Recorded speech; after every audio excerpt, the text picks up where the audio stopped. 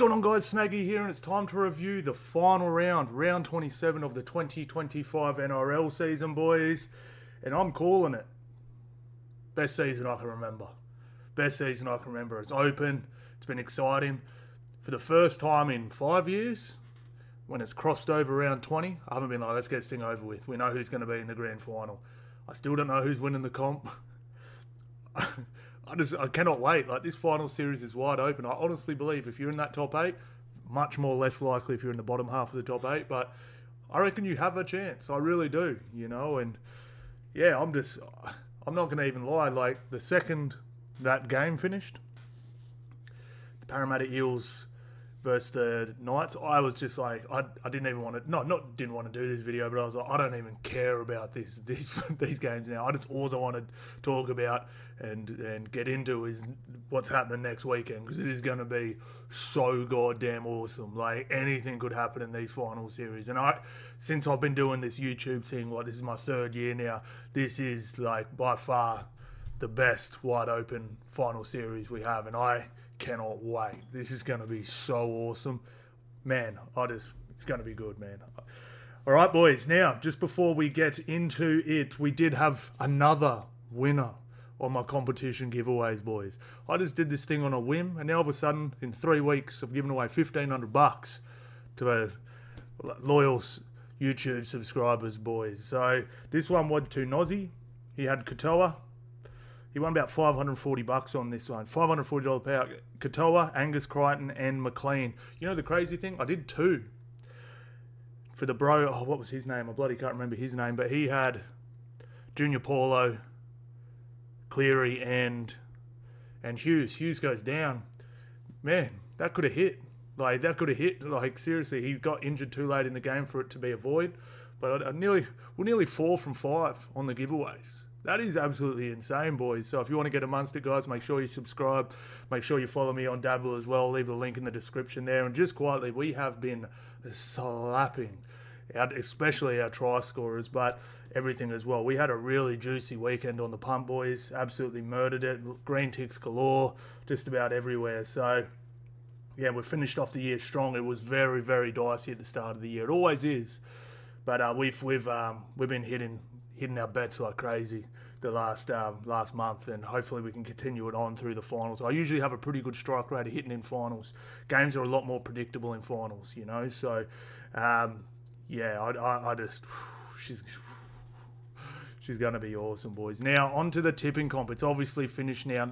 This hasn't fully updated. Now, I got 5 from 3, but it looks like, I'm just going to wait for this to fully update.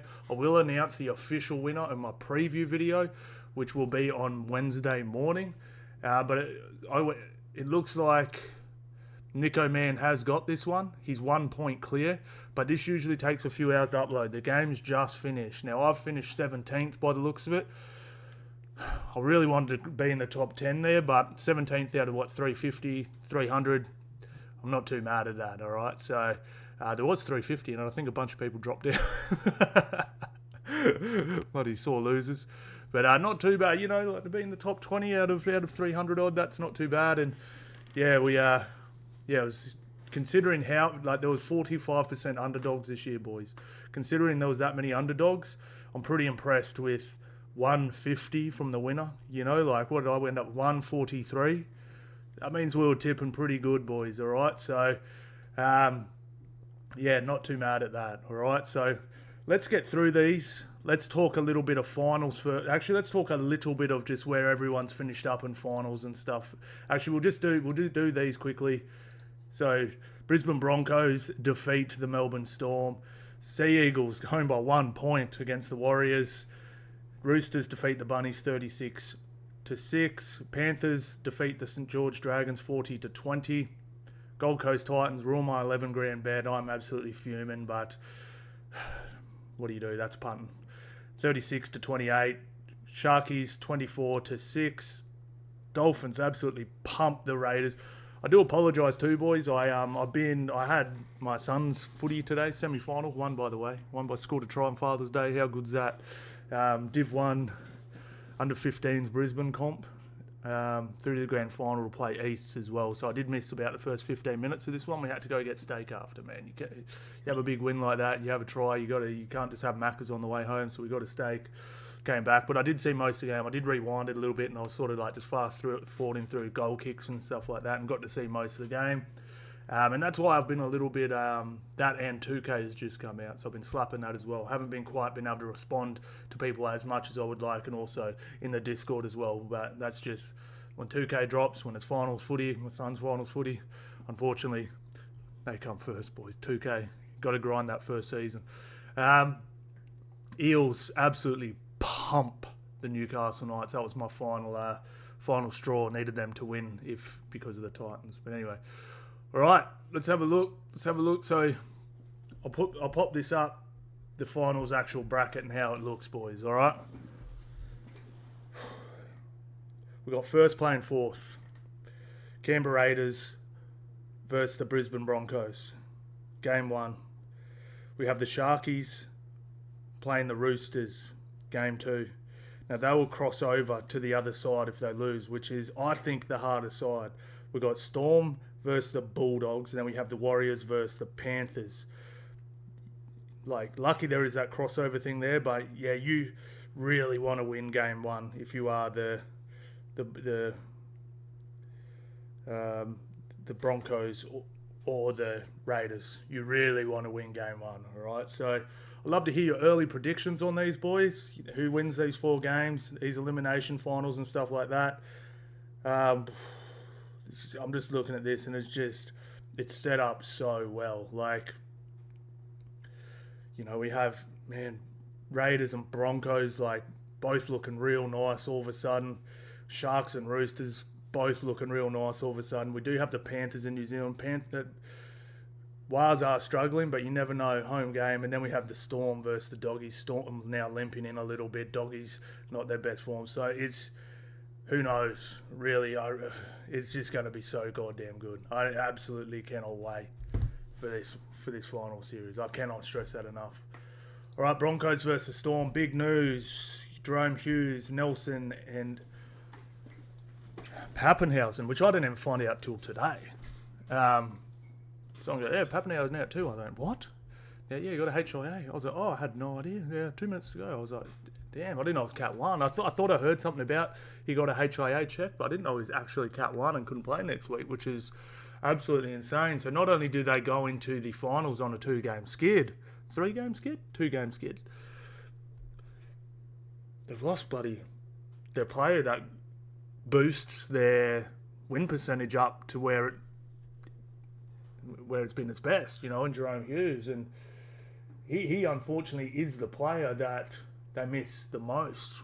You know, like, you can sort of sit there and it looks obvious. You go Cam Munster or Harry Grant are probably the bigger names, but the numbers don't lie. When Jerome Hughes is out, they lose a lot more than they lose if any other one of those guys is out. So this is huge. Like, broken wrist, gone for the season, like, absolutely massive. Now, I'm not writing them off, but mate, if they drop this first week, if they lose to the Bulldogs, I think they're done. Like, I don't think they're going to win 3 games in a row after that. You know, like, who will they play if they lose? So if they lose, they'll go to semi-final 2 and play either the Sharks or the Roosters at home again. I mean, they can get that, but then can they get the next one? You know,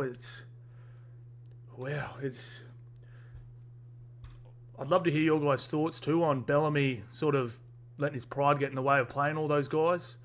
I don't think Jerome Hughes should have played personally. The other guys I'm cool with. And, but Nelson as well. Look, this is my honest opinion on Nelson. People sort of rip on him, but this is my honest take on Nelson. He's too big for rugby league. He needs to go play rugby union or something. Like, honestly, people keep sitting there going, man, it's just so reckless. Bro, he's not. He's 7 foot tall, bro.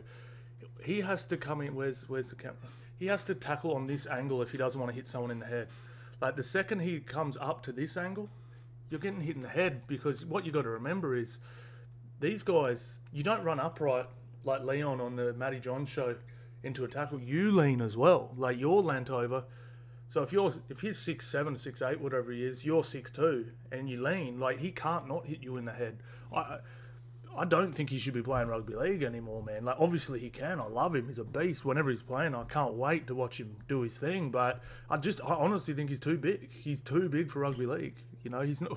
What's he going to go and do hip tackles? You know, like, there is such thing as too big for the game. You know, like, there is a tipping point, and I just think with the way the game is now with the head highs and stuff, he's too big. Like, I don't blame him at all on that one. Like, look at his body height. It's actually nice. Like, if he was 6'2", that's a great tackle. You know, if he's 6'4", that's a great tackle. He's 6'7", he's 6'8", you know. So, what do you do? But yeah, really worried about Melbourne, guys. As far as the Broncos go, brilliant. They beat their bogey team. They roll into the top 4 now. And I was chatting to someone at the junior footy today, at my son's footy, and he goes, mate, he's not even a Broncos fan. He's like, I reckon they can get it, eh? He goes, if they knock off Canberra, I reckon they'll probably become my favourite. And I'm like, I'd love to disagree with you, mate, but you might be right. Like, they have to knock. Like, if they lose, then it's going to be those 3 extra. That's going to become very, very tough now. They have to knock off the Canberra Raiders for them to become my favourite. But they can do it. And if they do, like, seriously, like, they played massive finals intensity. You know the Broncos are going good when Jordan Ricky made clean line breaks. Like, that bro's made 3 line breaks in 7 years, and for him to run a beautiful line and get a clean line break, I was like, oh, Broncos are on here. They really were. But the Reece Walsh show, just before and just after half time, like, Reece Walsh gets probably too much glaze a lot of the time, but he deserved every drop of glaze that got trickled all over his chin on this one. Seriously, he was pretty damn brilliant. And I loved Haas offloading, him sniffing around the middle there. I've been saying that for a long time. That's I think Reece's best position, like, finishing tries, not trying to set them up. You know, like, play more like Pappenhausen does, you know? Like, Pappenhausen isn't really initiating the offense, he's finishing it, you know? And Turbo as well. Turbo's like a finisher, you know? So I really love that. And I just watching the game as well, like, did anyone else think Craig Bellamy looked defeated? Like, he looked like just someone that, you know, reads into body language a bit. I was sitting there going, like, you know how he's usually fuming? Like, he just looked, like, he looked fair. Like, he was like, damn, I don't know about this one now, you know? But anyway, we're going to have to wait and see how it plays out. But Broncos stock just went through the roof, and Melbourne stock just crashed. You know, massive bear market for the old Melbourne Storm. I'd love to see what their price has blown out to. I don't think it would have blown out, but I'm sure their grand final shots are, you know, taking a big hit on the old sports bet account, you know. Crazy. Anyway, let's move on to the next one. Seagulls versus the Wars. Look, man, fastest try of all time from the Warriors, and then Seagulls were just goddamn brilliant. The 0th minute, James Fisher-Harris. I don't know if that's going to get broken, boys. That is a goddamn fast try. It really was. But look, the Wars, man, look, there's a lot they've got to fix if they want to do anything in the finals. Now, I don't think the Warriors can do anything in these finals. I think they're too beat up. But I was hoping they could win a game or two maybe in the finals, so they could just get some finals footy in the legs of Munga, Leka Halasima, CHT, you know, like, even Aaron Clark. I don't know if he's played any finals footy, you know, just you know, to get them ready for next year, you know. So if they make the finals next year, you know, it's not so foreign to them. They do get a home final, which I'm super happy about, but they've got a lot to fix, man. Like, their win rate against top 8 teams has been pretty poor, which is fine. Like, I don't think anyone would be too mad at the way they finished. If you said they were going to not have Barnett and Metcalf for the year, and you're going to get a home semi-final, I think every Wars fan at the start of the year would have taken it. So you've got to be happy there. But, They've got to fix that edge, their right edge defense, the left edge attack. Like that is leaking. Like I'm 100% taking McLean and Jenkins for 3 or more tries next week because they just slide and jam and like they don't know what each other's doing. And there was just points there. It was crazy. We hit our 2 or more in the first 15, 20 minutes. I mean, seriously, was it Lehigh in the 4th and then Lehigh in the 15th? We're done. We needed them for 2 or more and boom. Money in the bank, you know. So,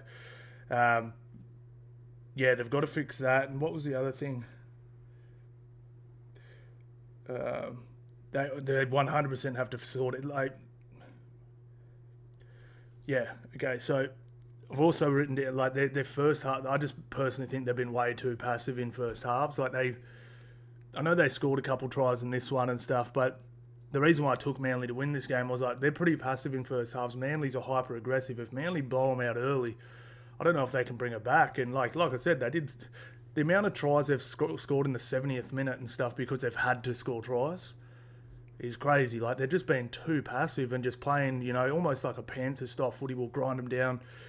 You know, like they need to find a bit more of a balance where they, you know, like pull the trigger a bit more early and see what you can. You know, might be able to. That's honestly one of the reasons I think they have fallen a little bit off at the end here. They've had so many close games, bro, and that does wear you down as the season goes on. You know, and they haven't been able to rest players because they've had injuries and stuff like that. And you know, you can tell they're beat up. You know, and they're beat up, and they're coming into this final season a bit beat up, and you know, I think it has been costing them a little bit. And you know, sometimes when they're down by 14 points with 20, 25 minutes to go, they start playing some actual footy and they're clearly the better team than the team that beat them. Or they might just get home. You know, like the Newcastle game comes to mind. I'm just like, bros, why weren't you playing like this for, you know, like Brad Arthur used to say it for the Eels. He used to have little periods of the game where he wanted, number one, you're trying to win the collision as much as you can, but pull the trigger, you know. So obviously the first 20 minutes was win the collision. First 10, 15 minutes was win the collision. On either side of half time, you know, play some footy. You know, like, and then he had like, you know, get what I'm saying? There was like little target times where it's like, all right, just play some actual footy. Don't just tuck it under the wing and run out. So I think the Wales need to do something like that. But look, man, I'm happy about the Wales where they're at. And as far as Manly goes, look, I was sitting there going, man, what a disappointing season. And I started thinking about next year for them. And this has been a super bad season for them overall, like with the roster they sort of had. But I was sort of sitting here and go, they drop Fogarty into this team next year. Brooksy's playing some real good footy all of a sudden. You got Paseka and Ola to come back. Like, Fogarty's kicking game is bang on, man. They got speed on the edges with Hopper and Kohler and Sart. Like, I'm actually like, man, I think these guys are going to make me tip them in the top 8 or maybe even top 4 again. Obviously, I'm going to have to wait and see what their schedule looks like and also whether those guys are all healthy and how they look in trials and stuff like that. But, mate, like, Fogarty's a gun. I cannot believe they picked him up for 600k. Like, what an absolute bargain. Like, he's murdering it at the Canberra Raiders. They might have bought a premiership winning halfback for 600k at 30 years old, bro. That is the bargain of the century. I couldn't believe people I think he's only worth 600. Bro, he takes the Canberra Raiders for over the last 3 years from a 40% win team to nearly a 70% win team. In fact, it would be over 70% now because they've won all their games this year. That's Mitchell Moses. That's Nathan. No, I don't think Nathan Cleary would have a big swing like that in the percentages. Like, Fogarty is a really, really good player. So if you're a Manly fan, I wouldn't be too mad. You know, like, just write the season off, throw it in the bin and get those maroon jerseys ready for next year because I think you might have a good season if, you know, things align for you. On to the Roosters versus the Bunnies, boys. Look, Bunnies, 6 tries to 1, tries to Nwangani to Arce, Tupou, Connor Watson. We hit Connor Watson in this one as well. We hit Tupou in this one. We've been hitting our try scorers, boys. I keep saying it, but damn, like, we've had a really good run at the back end of the season. But look, just the Bunnies first, man. They really brought it, and I was super proud of them. Like, they were clearly getting outgunned. Their bench came on and really ruffled some feathers. Brendan Smith, all that, trying their asses off, but they were just completely outgunned as far as, like, just sheer talent on the park goes. But yeah, look, I said this in my post game. I consider this a pretty big pass. People don't realise they not only had the most injuries this year as far as salary cap numbers went, they had the hardest draw as well. So if you said, like, if they won the spoon this year, you could go, all right, it's a spoon, it's not great, but look, we did have the hardest draw and we had the most injuries. You'd almost be like, cool, like, all right, that's a spoon, but you get what I mean? So to come, where did they end up in the very end? 14th. Like, again, not great, but, I can give it to them. Like, I can sort of sit here and say, you know what, fair game. You'll be back next year. I'm not going to sit here and say they suck now. They're a bottom 9 team now. Even though, that's 2 years in a row? 2 years in a row they haven't played finals? But yeah, they're going to need Latrell back fit and healthy next year. This guy's going to have to be in the 17. They need a front rower. They need to get rid of this dude. But look, they've unearthed a lot of talent. I'm excited for them next year, honestly. I really am. So if you're a Bunnies fan, don't put those jerseys in the back of the closet just yet. Keep them fresh, keep them ready. I think you can be okay next year. Onto the Roosters. Like, mate, this game against the Sharkies is going to be something. I just wish this was being played at a bloody good big stadium, because everyone's been knocking the Roosters fans this year. Mate, they've had the third highest attendance this year. And now they're going to be playing a semi-final against the Sharks, which is going to be a banger. It's going to be 11,000 people there. This is one of the... They need to at least be able to put extra grandstands in that stadium and pump it close to 20. Seriously. 11,000 for a final is just not good enough, Sharkies. It's not their fault, obviously, but yeah, it sucks too, because there's no Roosters fans going to get a seat, and there's going to be loads of Sharkies fans that don't get to bloody watch the game either. So it's just probably the hardcore members that get a ticket to this game. They got first on the mailing list. So real shame, to be fair, but anyway, I'm excited for it, boys. Like, absolutely excited. I cannot wait. That is going to be such a good game. I don't know who I'm picking in that one yet. I really don't. And look, man, we've raved about their forwards. We've raved about this guy, Sam Walker. It's just, like, to me, honestly, it's actually if I was building a rugby league team, I would build the Roosters. Like, we got size, power, explosiveness, but we got power, Nafahu White and Spencer Linu. We've got the workhorse front rower. I probably wouldn't put this guy in, but you got Angus Crichton and Victor Radley on the edges, who can, Victor can cover the middle as well if needed. But then you got the big, tall running six that can boot it long. You got the short finesse kicking game Avliv guy. You got tall timber on the edges, on the flanks, and then you got good defensive centres in the middle, and then a high energy fullback. Then you go to the bench and you've got probably the best 14 in the comp, and then you've got just a real rugby league player, Ethan Butcher, and then a good young'un and good powerful. It's very close to like the perfect team. There's not much else you can really, it's not like like even Panthers. You go, they could use a. You look at their bench, it's just not right. You get what I'm saying. You can find sort of flaws in a lot of teams, but this is as close to the perfect team. Now they have to play as a team, and it doesn't mean they're the best team. I just think it's the most balanced team in the NRL. And to think how many players they lost last year, and they still put this team on the park without recruiting. Get out of here, Roosters. What the hell? Like, you are cheating, bro.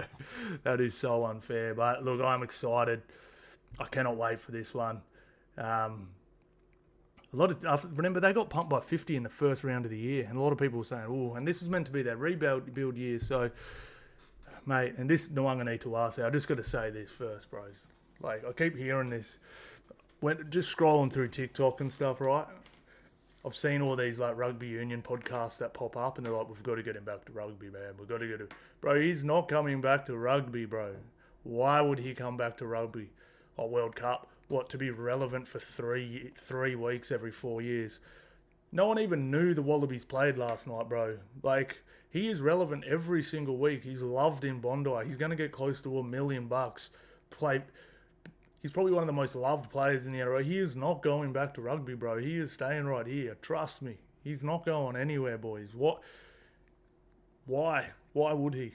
Like, no one knew who this dude was in Australia. He played for the Wallabies. No one knew who this dude was until he put a Roosters jersey on, bros. He's not going anywhere, man. Why would... He can be relevant every year. He's at the Roosters, living in Bondi. His boss, the dude that's looking after him, who genuinely helps their players, is a billionaire and help him set him up for life. Why? Why would you go? It's silly. He's staying, boys. He's staying. And the thing is, rugby's broke too, man. Like, everyone keeps saying, they're like, I was got in a few arguments with a few, not arguments, but, you know, chat. And they're like, man, the Lions tour, like, got us out of debt, and now we can, like, move forward. I'm like, okay, so you went from being in massive debt to flat broke. Oh, you have no money, bro. Like, do you know how big the next TV deal in the NRL is going to be? It's going to be monstrous. You know, like, the rugby union was bragging about how they made $50 million this year, like, in this season against the British Lions and all that. NRL does $800 million, bro, every year. It's going to be $1 billion by the next TV deal. Like, there's going to be so much more money floating around rugby league 2027 on. He ain't going nowhere, bros. He's staying. I'll stand on that. I'll stand on that. You know you're going to win a World Cup, bro. You're going to play in a World Cup and get knocked out in the quarters. That's what's going to happen. I'd love to see the Wallabies do well. It's just facts. Panthers versus the Dragons. Look, I wasn't overly impressed with the Penrith. They looked good without looking great. I thought players looked awesome. Cleary looked scary. He's kicking at, bro. People don't really like... You know, everyone goes, oh, the win's such an advantage. Yeah, bro, if you use it right. Do you know how hard it is to kick it from halfway with a full-on breeze behind you and drop it on the 1 metre? Like, you have to time that thing. The amount of times he dropped that ball on the 1 metre line from the other team, I think they even bugged... I think there's 4 set restarts in the first half. Is class. Like, his infield kicking game is special, bro. It's special. Like, I thought Moses Leota and Papali'i through the middle were absolutely incredible as well. And the thing that really turned this game for me was when Mitch Kenny went off. People don't really give this dude his flowers, eh? Mitch Kenny's a very, very good number 9. Like, he's especially defensively and stuff like that. But you watch the second Schneider went into dummy half. All of a sudden, Nathan Cleary's catching the ball here, catching the ball here, catching the ball here. Do you know how hard it is when you have a rush into that? Everyone is targeting. Like, when Nathan Cleary's getting past the ball, everyone's sprinting. You catch it here. Kenny gets it to Cleary here. Cleary goes to work. So that's why I will give Penrith a little pass there. Like, Schneider was just, he's not a 9. Like, he was trash. Like, his service out of dummy half was substandard, like not NRL standard even, I don't think. But to me, Penrith's biggest issue is Dylan Edwards, bro. What is wrong with this dude lately? Like, when Penrith lost those 5 in a row or whatever, 4 in a row, whatever it was earlier in the year, do you know how bad Dylan Edwards was?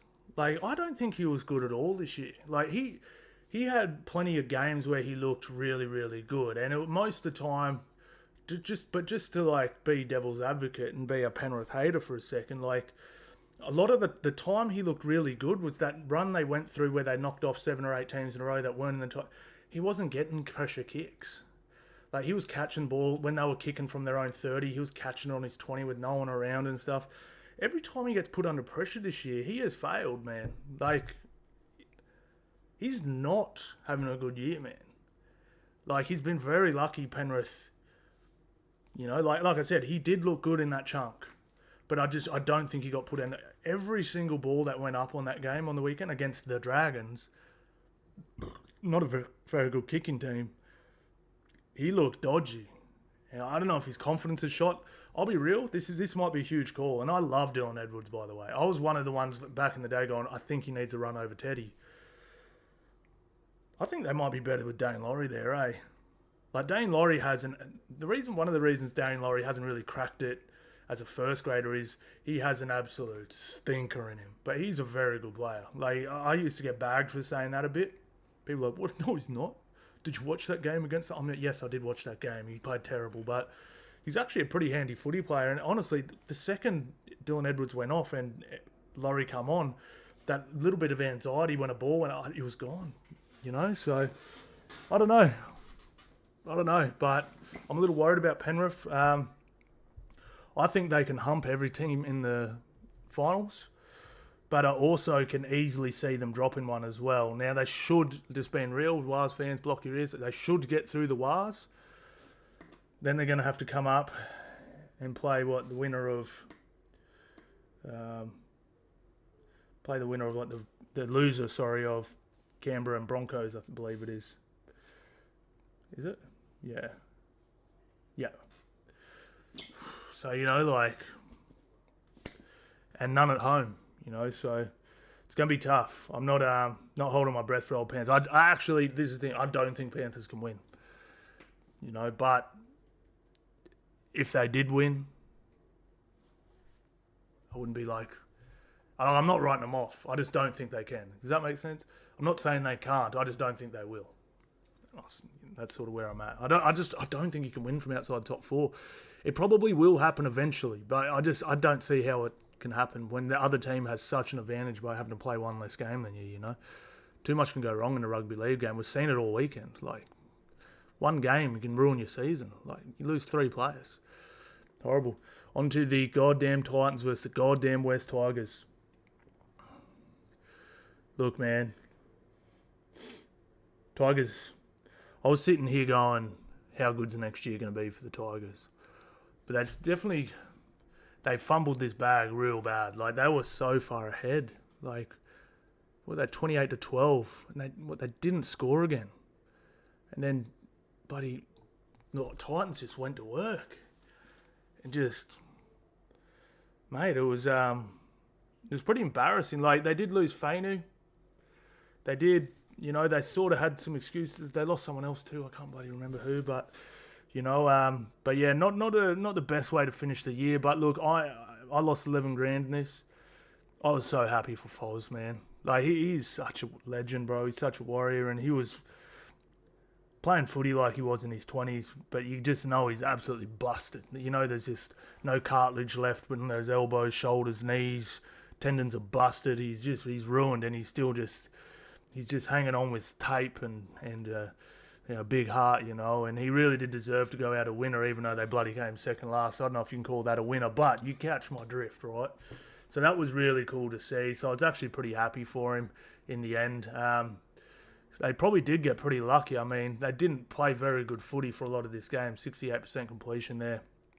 But, a win's a win at the end of the day. And, man, The one issue I have with the Titans is in this telecast, what it's called, broadcast, telecast, whatever. They sat there and go, yeah, so they've got to work out. So Desi's come into this joint, right, with the problem of where do you play Brimson, Campbell, Kinney, who's your halves? And now he's been there for, 2.5 years. And I heard them saying, well, Hannah, he's got a big decision. Just zero progress in 2 years. Desi's really held that club back, which is a bit unfortunate. I'm really hoping, look, I've been death riding your year, Titans. I'm not death riding you next year. I hope you go good, man. I really do. So, the Titans fans deserve, a bit of light at the end of the tunnel. But I tell you what, AJ Brimson, he's such a weapon. Like, did you hear what Kieran Foran said after the game? He said he's honestly one of the best players I've ever played with. Like, bro, he's played with Brett Stewart, bro. He's played with... Did he play with Jared Hayne? Para? Was he there at the same time? But anyway, he has played with some of the best players. And AJ Brimson, every time he does get the ball, is crazy. But him or Kinney's going to have to go, unfortunately. They need to free up some space, get some halves. And having 2 top shelf fullbacks just isn't going to work. So, unless Brimson is like, yo... I'm happy to play centre and happy to play on centre money. It's going to be tough. And I think I'm actually pretty happy with Jaden Campbell in the halves.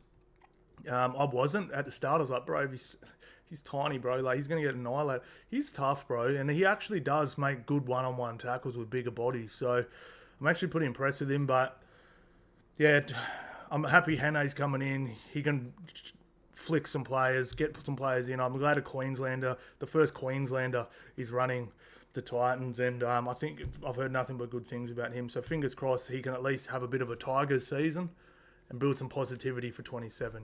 So we'll see how they're going. But just for now, Titans, I hate you. Bulldogs Sharks. So I just saw too, just talking about salary cap and stuff. Signing Stephen Crichton on, was it 5 point something million for 5 years? I'm the biggest Steve Crichton fan, but oh my lord. I don't know if you want to tie up that much money in a centre. Oh, you get so much more than a centre, I get it. But, he's your captain, he's a good leader on and off the field and all that sort of stuff, but there's a reason Penrith couldn't give him over 650, And it's, if you have that much money tied up in a centre, you're going to get squeezed somewhere else, They've now got Kiko on over 800. They are lucky that they don't have a half on huge money. Burton, and I think Burton's on 8. Lockie's on 750 or something. So they don't have a player on $1 million yet, which is, you can usually have one player on $1 million or even two just. But, they've sort of got players not in those key positions on a lot of money. Leo Thompson, 800.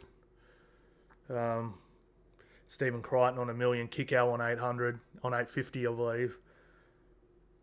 All of a sudden it's like you need a good number 9 or something, It's going to be tough. So, congratulations to Critter, though. Critter is worth $1 million. I want to stress that. He deserves, honestly, what he's done for that club and how good he is and how good a leader he is. And, he deserves $1 million. It's just, that's going to be tough. But anyway, on to this game, boys. Where are we?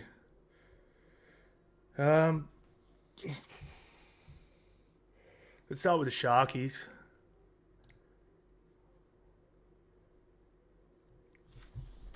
Best game I've seen them play under Fitzgibbon. Now, I heard the haters, they said game didn't mean anything. Sharks only win games. I think this game did mean something to them. I think this game did mean something to the Bulldogs too. I could tell from the way they played, they were trying their absolute rings off to win. No Bulldogs fan can sit there and tell me that they were just having a little crack. They were trying as hard as they possibly could and got demolished. And what was so crazy about this one for me, I was very confident the Bulldogs were going to win this one because they did this to the Sharkies about 2 months ago. I was sitting there going, man, Sharks got him back. Like, they had nothing. Like, Sharks were so good in this game. An intercept try was the only really highlight. Like, if you remove, like, Crichton had, like, 4 or 5, like, half breaks where someone's hanging onto his hips or his foot and he ends up just getting tackled. You remove those runs from Stephen Crichton, and the Sharks gave him nothing. Like, they had nothing.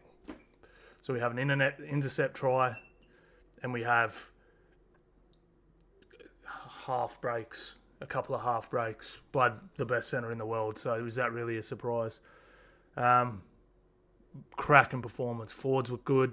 Bro, this dude here, that line was... Bro, he has been watching Nakora. That line he ran was brilliant. Teague Wilton was good. It was Billy Burns. Yeah, Billy Burns. That was... Mate, that was unbelievable, man. Like that... And then this is what happened was, like, so for me, I actually thought the Bulldogs were not that bad. Like, I'm just saying, like, this, I'm just more impressed with the Sharks. Bulldogs didn't do a ton wrong here. There's just, they got out hit and dragged. I thought their intensity was the same. I thought they went at it. They were clashing. But the thing was, around the 22-minute mark, when, these middle forwards started to come off and these boys rolled on, like... The Sharks kept that intensity and the Bulldogs just dipped through fatigue and they just kept going on with it. And like I said, they completely outclassed them. They won the hit and drag, and they completed at 95%. Talakai, I don't know what he's been eating lately, bro, but he's dropped Kikau. He's dropped Tino in back-to-back weeks. I think the Tino one was last week. It might have been the week before. And, mate, like, to do this without Nakora, without, what's their half name again? Trindle. Pretty impressive, man. Like, that's a pretty impressive win, you know. So, like this, like I said, I think this is the best win I've ever seen from them. Like, I was thoroughly impressed, and thought Atkinson was brilliant. You know, I thought Nico Hines just did, like, Nico Hines sort of started a little poor, but he was getting, like, Bulldogs are doing it. I thought that was more Bulldogs doing a really good job on him. And then as the game went on, I sort of liked what he was doing. He didn't try and overplay his hand. I thought Atkinson's, his long kick again, way bigger than I thought it was. What a buy for the Dragons. But yeah, they were just great. And all of a sudden, I'm sitting here going, maybe they will have a crack in this final series. You know, so shout out the Sharks, man. Like, I was, before last week, bros, just being real Sharkies fans, I was like, here's another Shark. He's another Shark. He's getting bounced in round 1 or 2. You know, like, seriously, that's what I was thinking. And to their credit, man, I think they're playing good enough footy to win a few games in the finals at least. So we'll have to wait and see if they can actually pull that off. Maybe I'm wrong and they are just going to get bounced like they always have, but we'll have to wait and see. On to the Doggies. They were good. They came, they brought finals intensity. Kick pressure was good. Kick chase was good. Hit and drag was good. Sharks was better, but theirs was good. And just got completely outplayed for the whole game. Like, when that little bit of spice went out of their forward pack and stuff, I honestly felt Satili was the only middle forward that had any sort of bite in his carries. Max King was getting pumped. You know, like, Curran did a pretty good job, I'm not going to lie, but, like, no one was bad in the forwards. They got completely outgunned, you know, and this was my issue with their, like, and I said this in my post game. I've been a big believer in this for a long time. Bulldogs do not have a top roster, right? They've got a very good roster, but they've been winning games by being so consistently good and playing with finals intensity from the start. Now, I said this last year. I said this might burn, like, this looks great, but they might burn them out at the end of the year, and very similar trajectory. In fact, I'd say it's dipped off earlier and harder than it has in previous years. I mean, we'll come and have a look at their run home, and it gets a little ugly the more you look at it. It's not horrible. Like, I'm not sitting here saying the Bulldogs have been horrible, but so beaten by the Sharkies pretty convincingly. Sorry, boys. I've got a tickle. They did win against the Panthers, but didn't look incredible. They look good. Like, I'm not knocking them, but B-grade Panthers team. We saw what the Dolphins just did do a B-grade team. Right? We just saw that, what probably his score should have been.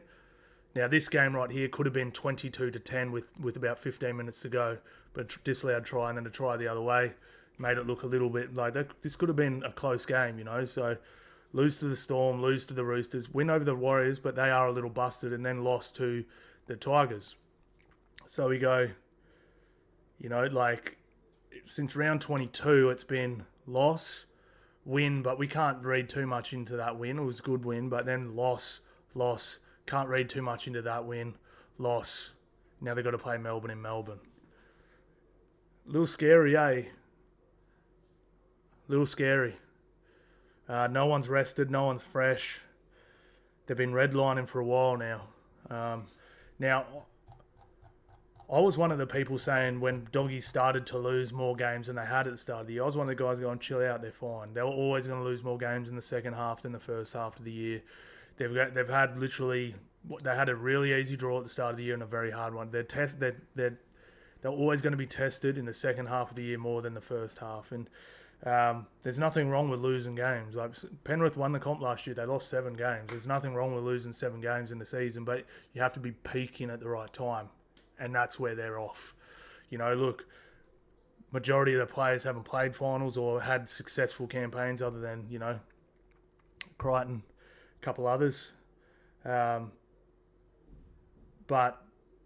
also Serraldo. I mean, I think people really underestimate how Ivan Cleary's timed his finals runs over the last few years. Like, every single finals, the last 4 years that Penrith have won the comp, they have played their absolute best footy from round 20 to the grand final, whereas not many teams can say that, so he's got a lot of work to do. We're going to have to see how it plays out, but it's Melbourne in Melbourne. The way Melbourne played, I was actually really thinking about taking the Bulldogs in that game, but I'm not too sure if I can anymore. Now, just to the sort of changes, look, they're going to lose Sherry as well. Karaz may or may not be back, but probably not. But look, the Lockie Galvin thing, look, I don't want to talk about it too much because I know everyone else will this year, but everyone's like, bring Sexton back. It's too late now, bro. It's done. Like, it's a wrap. Like, you wanted this kid. You talked him up in the media like crazy to get him over to your club, sending subliminal messages saying, you're going to be the best player in the best highs. You got him. Now you live with it. Like, I think they've overhyped this kid to the point where, like, he's fallen down the list of good young players. Something fierce. Gus Gould said at the middle of this year when he was trying to coerce him, he's the best young player he's ever seen. I think that list of young players ahead of him is growing every single week. I would almost argue that which is this Latu Fainu, he looks better. Bro, I promise you his defense is better. So that's already like a massive leg up. He is nice. Ethan Strange clearly, Katoa clearly, and then if you want to get out of the halves and start chucking in guys like Lecker and some of the, I don't think he is. And this is, I remember a lot of Doggies fans were saying, yeah, but we got him at a bargain, $750. Isaiah Katoa is on $250K this year. That's a bargain. He's on 600 next. That's a bargain, bros. $750 for a player that with a 23% win rate from the Tigers is not a bargain. Like, that's they've dumped a lot of money into this kid, man. So I hate seeing people fail. It's actually really sad, but it is looking more and more likely like a bit of a Dearden situation. He could come good, but it's looking more and more likely just with the noise and everyone and the pressure coming from the outside that, maybe this is not going to work out well. If Doggies go out in straight sets after barely losing a game before that kid came to the club, oh my word. But I actually think he's really good. I'm really impressed with him. It's just the reason why we sort of laugh and have goes at him and like jokingly, like not nothing serious, but is how much he did get hyped up when everyone else is sitting here going, best young players ever. Oh, did Ethan Strange and Katoa retire or something? Because that's the only way he's bloody close to that. Blaze Talangi, I think he's been better this year. Like, you know what I mean? This list is just getting longer and longer and longer of these players that are clearly better than him, and that's sort of where I'm at with him. I wish him all the best, and I hope he's good for the Bulldogs because the comp's better when the Bulldogs are going good, So hopefully he's good, but that's just my honest take on him at the moment. It's just he's clearly, especially that game against the Penrith Panthers. I don't know if I said this, but there was points in that game where he looked lost. Like you're number 7. If there's one thing he should not be on a rugby league field is lost. You're steering the ship, bro. Like you're the captain. Like, you know what I mean? Like you don't always have to be Nathan Cleary or whatever, but you have to at least be in control of the ship, and you're controlling the rudder, which way this team's going and stuff. So, yeah, that's just sort of my take on that. And I actually thought, I'll be real, man, I thought Reid Marnie looked pretty good. Like, he's clearly a better number 9 than Bailey as well. Like, I'm with everyone. I think Bailey is going to be a much better player. He might even be a better rugby league player than Marnie right now, but I promise you one thing, he's not a better number 9. I was sitting there watching Reid Marnie play that game, and his service, like, and this is me, bros, I hate Reid Marnie. He's so sharp. He fires lasers off the ground, bro. But anyway, good luck to the Doggies, man, and I would not want to, if they go out in straight sets, I would not want to be Lockie Galvin. Seriously. On to this game. Look, boys, I skipped through this one. Do we really need to talk about it a whole heap? We've got a Q Cup team, New South Wales Cup team against the Dolphins. I'm excited for the Dolphins as well. I think we're going to get a really good year next year, boys. They're going to get pretty much a representative four-pack back. They're going to get Selwyn Cobbo, Isaiah Katoa with a full year under his belt now. They've shaken the Wayne Bennett curse. They had the best attack in the comp. If did they lose their first 5 games? If they won 2 of those, they're playing finals this year. You know, like I'll give them a pass. Like honestly, like they've unearthed some guns. Like I'm excited, man. I'm really excited for them. Like this Donahue dude, and I know personally some of their juniors coming through. I'm really excited for the Dolphins. Like really, really excited for the Dolphins. They've got some absolute weapons coming through. Let's have a look at this casualty ward still. Look, so we've got Bostock to come back next year. Flegler's going to be back. Tommy Gill. Bro, just being straight up, this is a representative front row. You've got prop. I bloody forgot about Saifidi. But you got prop, lock. And I honestly think Matt Lott, he is Ruben Cotter 2.0. Saifidi, who's at worst an incredible bench player. Like at worst. And then Bostock on your edge. Like, I'm really excited for him. I'm really excited for them, boys. If they stay healthy next year and their run's not too bad, I'm taking Dolphins for the finals. I love Wolf's hard-edged approach, their attack. All they need to do is win the middle more. That's all they need to do. That was their trouble at the start of the year. They're too sloppy and slow through the middle. Kept playing Plath on an edge and stuff. If they can win the middle more, like, bro, they led the comp without winning the middle all year. Can you let that sink in for a second? At no point did they win the middle. They had the best attack in the comp. That is better than the Broncos, better than the Roosters, better than the Canberra Raiders who barely lost a game. Their attack was better than the Canberra Raiders who lost 4 games all year. That is ridiculous. That is so ridiculous. All they have to do is win that middle, and they're going to be an absolute problem next year. On to the Canberra. Look, let's just skip through this. Look, some of these young players looked like absolute guns, but they were obviously clearly outmatched. I honestly had 24 points, great, and it was awesome to see some of these young'uns do their thing, but I don't think the Dolphins were playing much defense, to be fair. But yeah, look, how's Trey Mooney starting off the bench in this game, bro? This dude is a grader, bro. I'm telling you, this dude can play rugby league. Seriously, it's good to see Matt Nicholson back. Noah Martin, yeah, they're deep. They're real deep, man. And I cannot wait to see the Raiders in this next final series. Eels versus the Newcastle Knights. Look at these tries. I mean, 12. Imagine if you took Eels for over 10 tries in this game. Probably paid about $1.10. We hit all our bets in this one too, but I'm so excited for the Eels next year. And again, another team I'm strongly considering putting in my finals team. But look, just what they've unearthed. And this is what a lot of these clubs, and like it looks like the Titans are actually going to do. And you have to gut the team. Just changing your head. Like the perfect example. Like look at this. Des Hasler has been at the helm of the Titans for 2 years. Okay? Done nothing.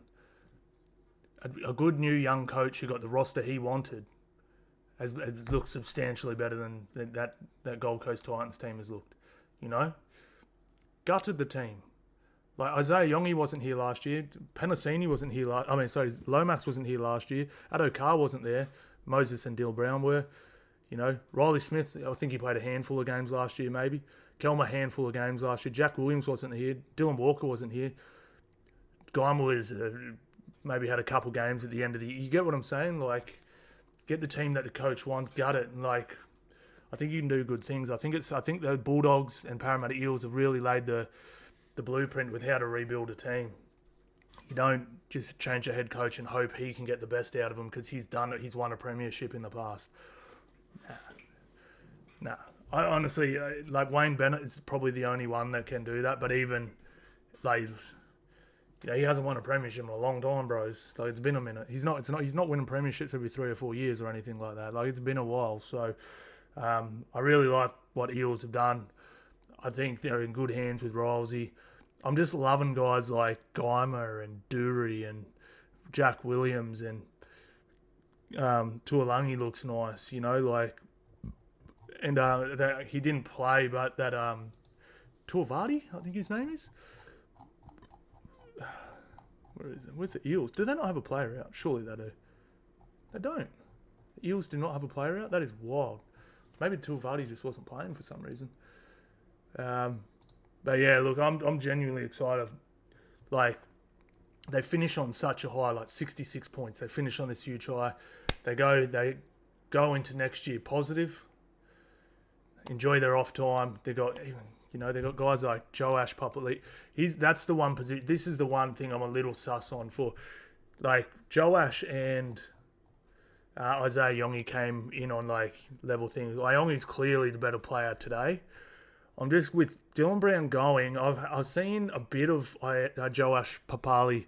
I'm not that impressed with him. I'm not like, oh yeah, you know, like, but he looks all right. But just not. I wasn't that impressed, if that makes sense. They're gonna have to feel. They will have to, like. I know Dylan Brown hasn't been the superstar or anything like that, but they do have a hole to fill there. Joash maybe with a full preseason. I'm sure Mitchell Moses will teach him as much as he can, possibly, but. Before I do like lock in whether I'm going to put them in my 8 and stuff like that, I'm going to need to see a trial game or two, you know, see how he looks and stuff. Because, you know, one of the reasons Parramatta have been so, you know, always just a bit of a chance of being a good team is because they've pretty much had a top three halves combination for the last 4 years. Like, you know, I'm not saying Dylan Brown's the top 3 or 4, 6, but if you just even it out, you know, like prime Dylan Brown, who to play with, like, even if you're just going on his potential and Mitchell Moses, that's a pretty good halves combination. So we're going to have to see how they replace him to see whether they'll be a top 8 team or whatever. And they did obviously lose Blaze and Sanders, so they don't really have any backup in those situations anymore. So we'll see how that goes. And as far as the Knights go, I was sitting there going, mate, they're going to get pumped next year as well. But then I sort of sat there and I was like, hang on, they got Bradman Best, Marju, Dom Young, and then they pan to the bench. You got Sharp, Ponga, Dylan Brown coming. Dylan Lucas looks like a gun. Who's this kid again? This McEwen? Bro, he's so good. Like, man, if the coach can come in and get a lot out of him, like, it's not the worst. I know they came last, but like, when you come last, your only real goal the next year is to not come last again. Like, if he can get his hands and actually the players listen to him, it's actually not the worst roster in the world. Like, they might have a front rower or two sitting there, or maybe, who knows, maybe someone goes on the market and maybe Payne Haas wants to move back to Newcastle. Yeah, but like, you get what I'm saying. Like, it could be worse. Like, it's not like, well, they're locked in for the spoon next year, you know. So, if they get a tough schedule, if Kalen Ponga or Dylan Brown are out for long periods next year, they probably will get the spoon again. But I remain relatively optimistic on them for next year. You know, I'm not going to sit here and just like lock them into a spoon because they sucked this year. You know, like even that Thomas Cant dude, he looked all right. You know, I'm a pretty big fan of Crossland as well. You know, so I don't know. We'll have to wait and see. They also get rid of this. I cannot believe they paid 800. You know, he's the second highest paid second row in the game. This dude right here.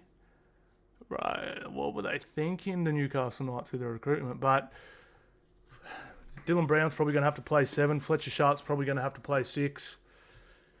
Dylan Brown doesn't have the best record at 7, so we'll have to wait and see how it plays out. But that's it, boys. We're done. All right? We're done. Let's move on to next week. We've already gone through next week's games. I'm excited for them, boys. Keep an eye out for my video on Wednesday morning. Thank you all so much for watching, guys. I'll see you in the next one.